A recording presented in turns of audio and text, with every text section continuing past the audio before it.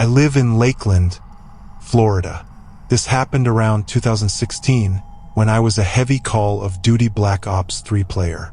It was a Friday, and after school, I went to buy some Reese's, chips, and a Dr. Pepper at a grocery store because I was going to have a gaming night with my friends online on COD.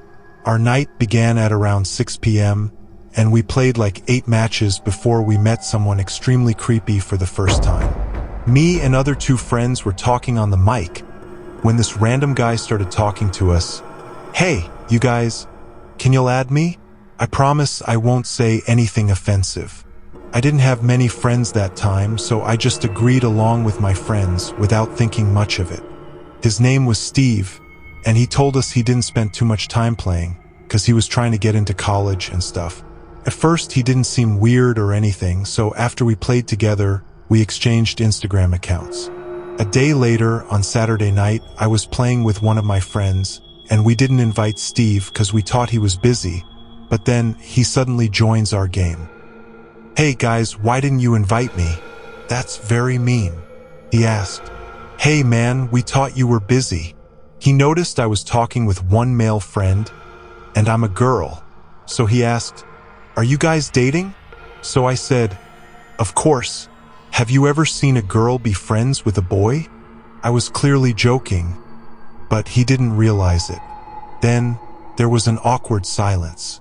Steve didn't laugh or say anything. It was as if my joke had fallen flat. My friend tried to break the tension by changing the subject, asking if we were ready to go to the next match. But something about Steve's presence felt off now. I shrugged it off, hoping he just didn't have the best sense of humor. The rest of the night was fairly normal, but the vibe had shifted. Steve was quiet, only coughing occasionally, and when he did, his tone was almost too serious, lacking the lightheartedness of our earlier interactions. When we called it a night, my friend and I logged off, but Steve stayed online, and he sent me a message, "Good night, sweetie. Don't forget about me tomorrow." The next day, I woke up to several messages from Steve on Instagram. He'd sent memes and random videos throughout the night, but as I scrolled further, the messages got more personal. He asked questions about where I lived, what school I went to, and what my plans were for the weekend. I didn't respond right away, feeling really uneasy about how quickly he was taking things. Later that evening, I logged into the game again, and sure enough, Steve was already online. This time, I didn't join his game. Instead, I played with just my friends again, hoping to avoid any more uncomfortable interactions. But not long into our session, Steve joined without an invite again. "Why didn't you invite me?" His voice came through the headset. "Hey, Steve," I said, trying to keep things cool. "We didn't know you were on. Sorry about that." He was silent for a moment before responding, "You should have known. I'm always online when you are." That comment sent a chill down my spine. I brushed it off, trying to focus on the game, but Steve kept interrupting.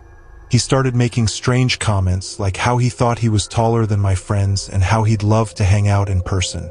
My friend tried to steer the conversation back to the game, but Steve's persistence made it difficult to concentrate. I decided to call it a night, feeling more drained than usual. As I said bye to my friends and logged off, I noticed another message from Steve on Instagram. "You're not like the other girls, baby. I can tell." I didn't respond, didn't even know what to say, man. Over the next few days, Steve's behavior grew even more unsettling. He would send me messages constantly, asking why I wasn't responding, why I wasn't online, and what I was doing instead. His tone became increasingly possessive, as if he was entitled to my time and attention. By midweek, I'd had enough. I told my friends about his behavior, and they agreed that it was crossing a line. We all decided to block him on both Instagram and PSN, hoping that would be the end of it. For a couple of days, it was quiet, and I felt a sense of relief, thinking that I dodged a bullet. But on the next Friday night, as I was getting ready to log in for another gaming session, I noticed a new friend request. The username was unfamiliar, but the profile picture was a close-up of a face, partially obscured by a hoodie. My heart sank as I recognized the eyes. It was Steve. He'd made a new account. I blocked him again without hesitation, but the anxiety grew at me. I couldn't shake the feeling that he wasn't going to let this slide. My phone buzzed, and I saw a notification from an unknown number. "You shouldn't have blocked me. Now I have to find you." Panic set in. How did he get my number? I hadn't given it to him, and neither had my friends. I called one of them immediately, explaining the situation in a shaky voice. We both agreed that this had gone far beyond a simple online interaction. That night, I tried playing COD with my friends to shake the fear off, and in the next morning, I decided to tell my parents. They were really concerned and angry, and they insisted on calling the police. I was hesitant at first, unsure if they would take it seriously, but the officer who arrived took down all the details and assured us they'd look into it. They advised me to keep an eye on any suspicious activity and to reach out immediately if anything happened. For the next few days, I didn't hear from Steve. It was as if he'd disappeared.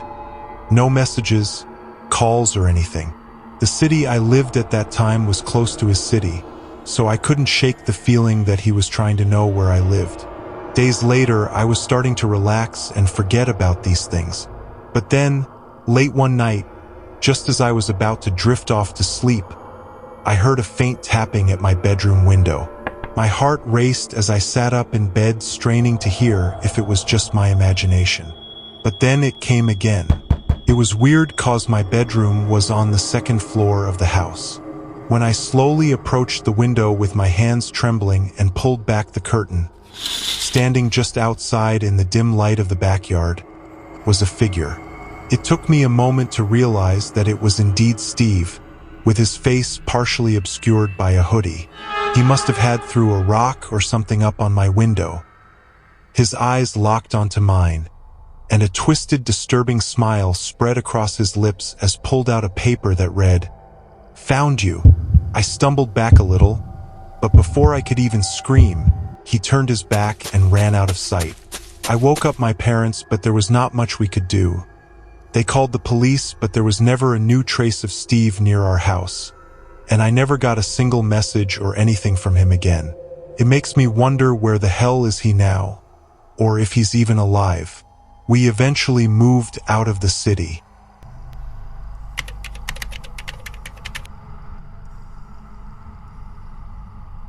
I'm 27 years old, and this happened when I moved out of my parents' house to live alone.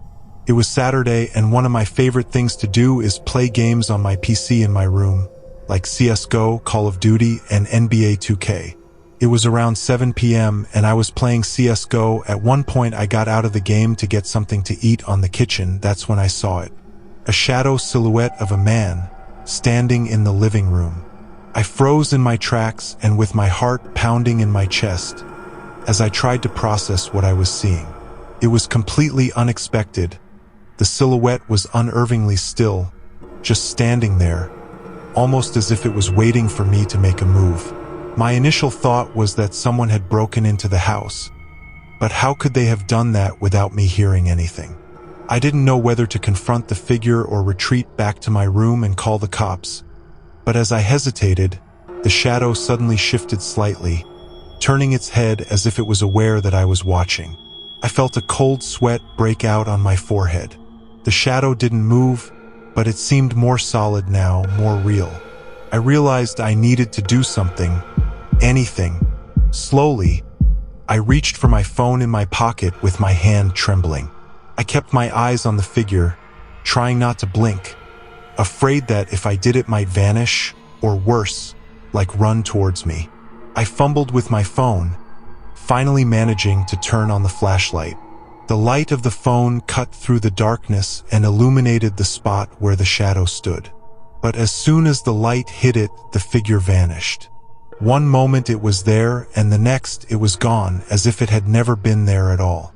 My breath came in short, panicked bursts as I frantically scanned the room, searching for any sign of movement. but nothing. I couldn't convince myself it was a trick of the light or my imagination playing games with me. The image of that shadowy figure was burned into my mind. I bolted to the living room, switching on every light in the house as I went. Brightness flooded the space, but it didn't bring the comfort I was hoping for. The room was empty, exactly how it should have been, but the fear lingered. Trying to shake it off, I went back to the kitchen, grabbing a snack almost mechanically, more out of a need to occupy my hands than out of hunger. Then I checked the whole house, but I saw nothing. I didn't feel like playing games anymore, so I returned to my room and locked the door, hoping that a few hours of mindless entertainment would calm my nerves. I put on my headset and started playing again, trying to immerse myself in the game, but I couldn't focus. I kept glancing over my shoulder, half expecting to see it standing in the corner of my room. It wasn't long before I heard another noise, this time a soft thud coming from the hallway outside my room. My pulse quickened as I yanked off my headset, listening intently. Then another thud, closer this time. I held my breath, straining to hear anything else. How would someone be in my house without me seeing anything? I had locked all the doors. Gathering all the courage I had, I quietly opened my door and peeked into the hallway. The house was eerily silent. I crept forward with my eyes darting around, searching for any sign of movement. When I reached the living room, everything seemed normal. But as I turned to head back to my room, I caught a glimpse of something out of the corner of my eye, something that made my blood run cold. The same shadow, this time in the hallway, standing closer to my room. I turned around to see if any other shadow was behind me, but when I turned my head back, it was gone again. Panic gripped me as I rushed to the front door, checking the locks again. They were secure just as I had left them. Suddenly, the lights in the house flickered, plunging the living room into darkness before coming back on. I just stood there, frozen. I could feel the adrenaline coursing through me, urging me to run, to get out of the house, but where would I go? And what if whatever this was followed me? I decided to stay in the living room a bit, with the lights on full blast. I sat on the couch, keeping the entire room in view. I tried to rationalize the situation, telling myself that maybe I was just tired, because maybe all the stress of moving out and living alone for the first time was getting me. But deep down, I knew that wasn't it. I came back to my room and played some more. Eventually, I felt tired and slept, but then I was jolted awake by a loud crash from the kitchen. I jumped from my bed. When I reached the doorway slowly, something made my stomach drop. In the middle of the living room was the same figure, now crouched down as if it was rummaging through something. I tried to back away really slowly, trying not to make any sound, and I got out of the house to call 911. The dispatcher said the police was arriving at my place in about 8 minutes. So I stayed outside watching and waiting for any noise. After a few minutes, I saw the blue and red lights of the police coming and I got a little relieved. They got in and searched for the person through the whole house, but the person was gone. The cops said someone somehow forced the front door lock and got in, but the weird thing was that he didn't steal anything, and nothing in the house was broken or out of place. I never saw that person's face, and I will never know what the hell they wanted with me. I moved out of that house 2 months later. I felt like I couldn't live there anymore after that night.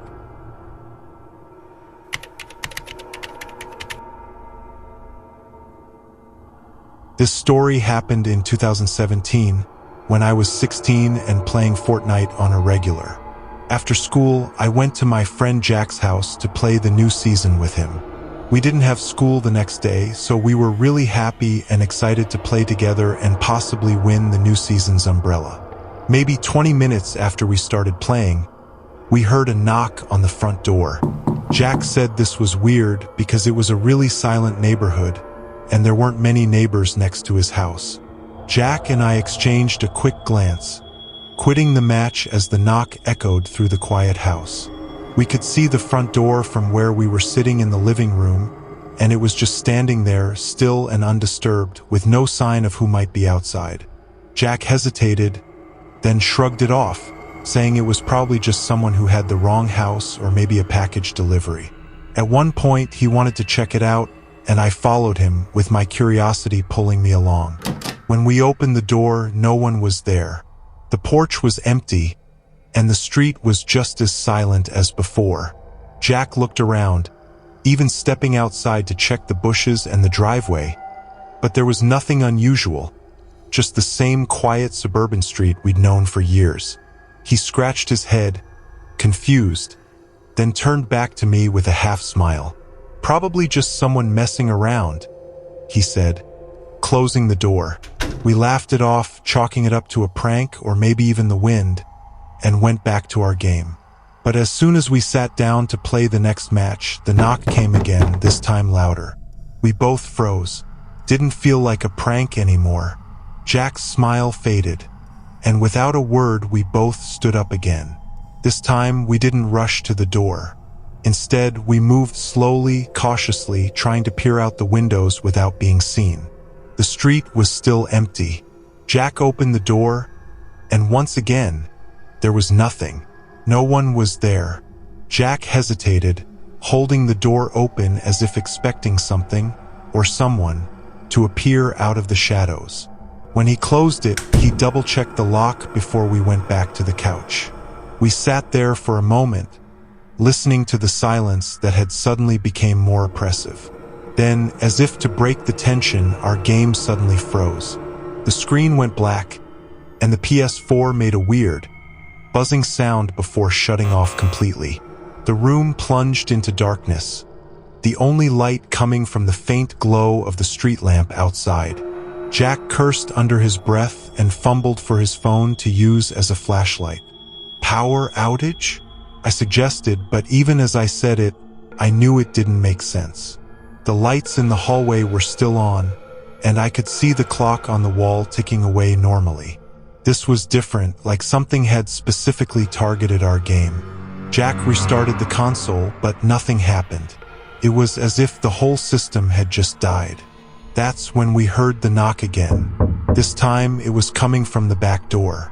We both turned toward the sound with our nerves on edge. The back door led to Jack's yard, which was fenced in and secluded. No one should be back there, especially not at this time of night. Jack grabbed a baseball bat he kept by the couch, and I, as a dumb kid, picked up a heavy book as we made our way to the back of the house. When we reached the door, we hesitated. There were no windows on the back door, so we couldn't see who or what was on the other side. Jack slowly reached for the doorknob, but before he could touch it, the door rattled violently, like someone was trying to force their way in. We both jumped back. Jack tightened his grip on the bat, and I felt my hands start to sweat. The rattling stopped as suddenly as it had started, leaving us in an eerie, oppressive silence. Jack looked at me and said, "I think we should call the cops," he whispered, his voice shaky. I nodded, fumbling for my phone. But just as I was about to unlock it, the knocking started again, this time on the side of the house, closer to the living room where we had been. It was steady and rhythmic, like a heartbeat. We crept back to the living room, trying to stay quiet. The knocking grew louder, like whatever was outside was growing impatient. And then, just as suddenly as it had started, it stopped again. We stood there frozen, waiting for the next sound, the next sign that something bad was about to happen, but nothing did. So Jack whispered, "Maybe it's gone," but neither of us believed it. We just wanted to believe it. We waited another minute, then slowly, cautiously, we sat back down on the couch. Jack kept the bat close, and I held the book in my hands, with our eyes constantly darting to the windows, the doors, and any possible point of entry. Suddenly, the front door creaked open just a crack. We both jumped, staring in disbelief as the door slowly swung inward, revealing just the empty, dark street outside.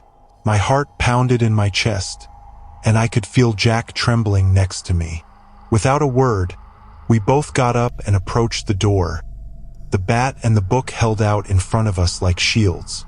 We reached the door, peering out into the night, and then we saw it was a shadow moving across the street, just beyond the reach of the streetlight.